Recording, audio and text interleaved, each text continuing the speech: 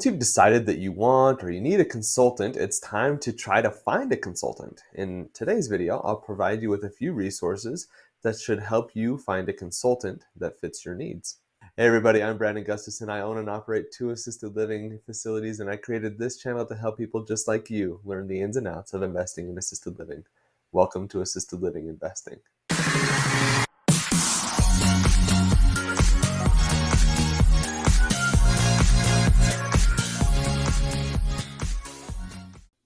Welcome back to the channel. In our last video, we talked about what type of a consultant should you hire. I referenced that up above. Go ahead and watch that video. In today's video, we're going to be getting into the process of finding a consultant. Where do you go to look for a consultant? How do you find one? We'll get into that in today's video. The first thing is, is a consultant right for you? Is it something that you should be doing? Should you hire a consultant? That really depends on what your needs are. I'll reference as I talked about it in a previous video to figure out what your needs are specifically so you can know if you need to go and hire a consultant. One thing I really want to point out though is that hiring a consultant really is not a bad thing. In fact, it can be a really good thing, especially if you take the time to find a really good person and hire the right person. They're going to expedite a lot of the different things that you need to do at your facility, your policies and procedures, making sure you're up to date with rules and regulations, maybe helping you bring in more and better residents, bring in better quality staff. A consultant is really going to be the one that is going to help you out with that. So it's worth the money that you're paying them if you have it available to you. But the big question here then is, how do you find a consultant? So where to start? One great resource that I have found to be just extremely invaluable is the state's Department of Health. Actually, we've talked about the state's Department of Health several times in previous videos. They, as much as they're a regulatory body and they kind of give oversight into what you can and can't do at your facility, they also have a really robust set of resources that can really help you out as you're going through things. So what I actually found was our State Department of Health had a list of different numbers and different kind of approved consultants that we could use to help us get up and running to get a consultant, which was extremely helpful because otherwise I don't know where else I would have started. So what I ended up doing is I reached out to them. I'm pretty sure I called the state because I tried emailing and I could not get anybody to email me back. So I finally just gave a call, went through and finally found somebody that was able to help me out and just kind of explained to them what I needed. For us, it was we had an issue with a state survey and we needed to bring in a consultant. It was mandated for us to do it. So I brought that up to them and said, hey, I need to comply with this. How do I find a consultant? And they were able to help me out with it. But if you're just getting up and starting, you're just trying to figure it out, you give them a call and say, hey, I'm starting up an assisted living facility and I need help understanding the process of launching a successful facility. Do you have any consultants that you'd recommend for that? That kind of a question can really set you down the path in helping you find a good consultant. And what I found through that process is the state actually has a list of certified approved consultants that can help you out with your needs. So that was just like an incredible resource for me that I didn't know existed, but I bet your state has something very similar.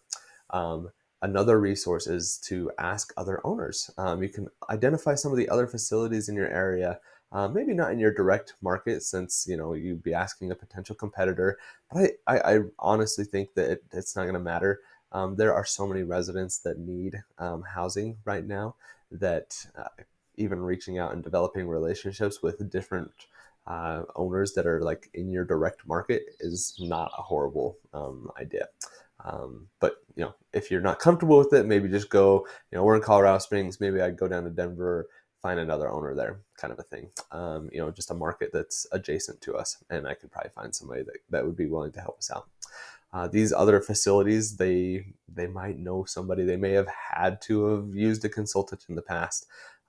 They can give you that information on somebody that could help you out. The other thing is they actually might be willing to help you out themselves. They might be able they might be able and willing to be a consultant for you. You just pay them a fee and they can really help you get up and running. If you're going to do that, I would make sure you do a little bit of research on them, just like them as a person and also them as a facility, how they've been functioning and things like that. You don't want to get somebody that also is in the same boat that you're in.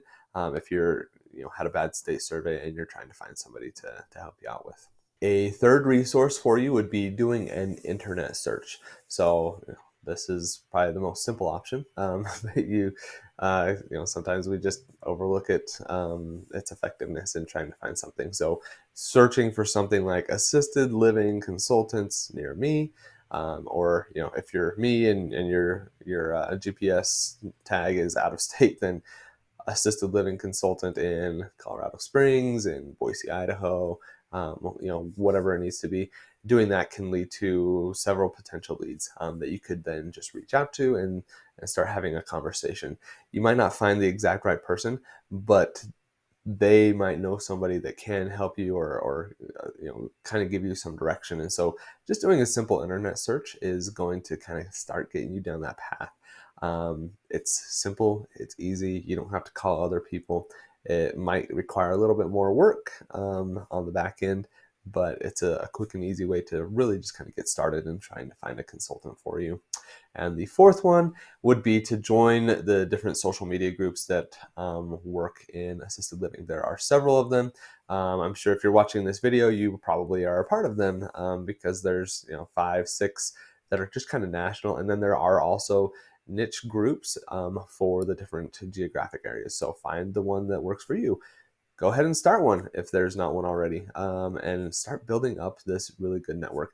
But putting it out there on social media can lead to some really good and successful conversations because you are talking to a very targeted audience that is involved in assisted living, and they're probably going to help you out, whether it's they're a consultant or they're going to give you a referral to somebody else that's a consultant. Really good resource in helping you find that consultant that's going to help you through the process to help you get up and running and operating your facility the way that you need it to be so that you can be successful in the long run.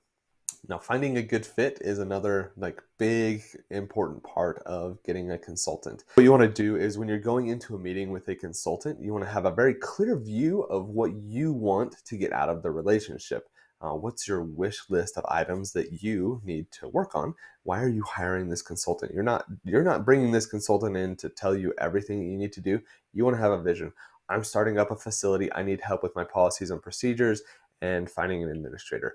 I'm an operating facility, but we had some deficiencies with the state.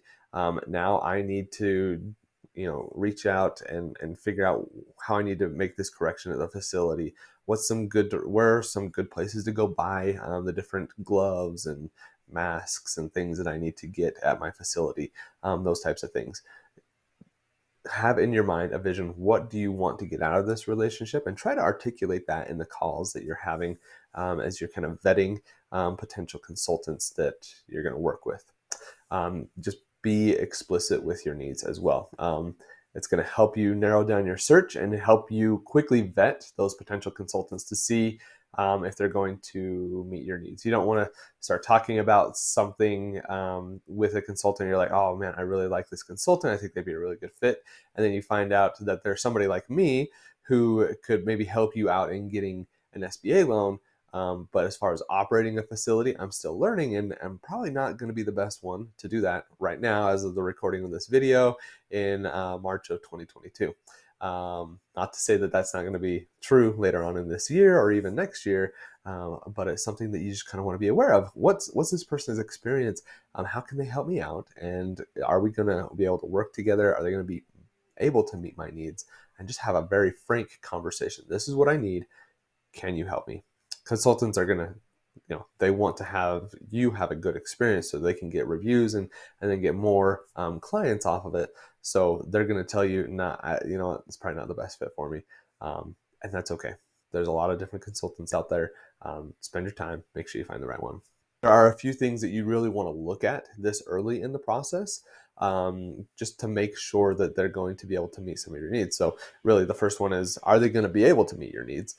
Second, are they within your budget? Is it something that you can afford? match your communication style and your culture. You don't want to bring in somebody that's going to rock the boat or somebody that you just hate working with. Everybody has different personalities. Not saying one is better than the other one. You want to make sure that you're working with somebody that works well with you. So that it makes sense to do that.